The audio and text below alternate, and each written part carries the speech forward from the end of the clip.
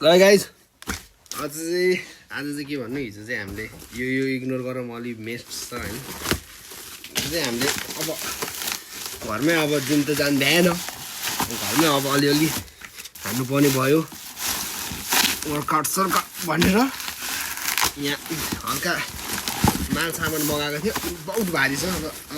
माल सामानहरू भारी नै भइहाल्छ उता लगेर स्न्याप बनाउनु पनि सकिएन क्या अनि म आफै यता आएको यो उचाले त्यहाँसम्म लानु सक्छु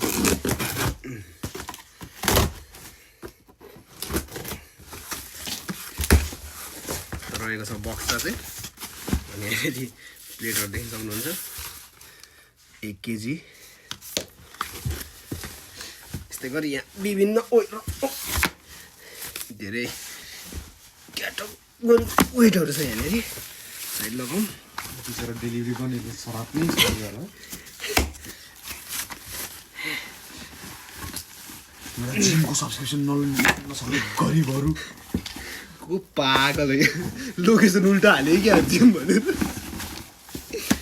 यो भाइको मेन अनि माल भनेको चाहिँ यो है दामी रहेछ ग्रिप पनि चाहिँ अर्को चाहिँ यो छ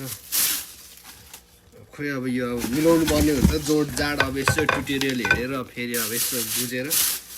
मैले बुझिसकेँ घुमाउन त्यसरी यहाँ कागज सागज पठाइदिएको छ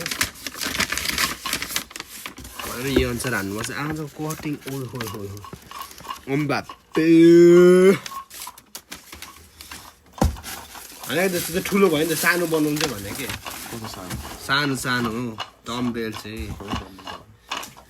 डम्बेल त यसमै नि उ त्यो के हो त्यो नि एउटै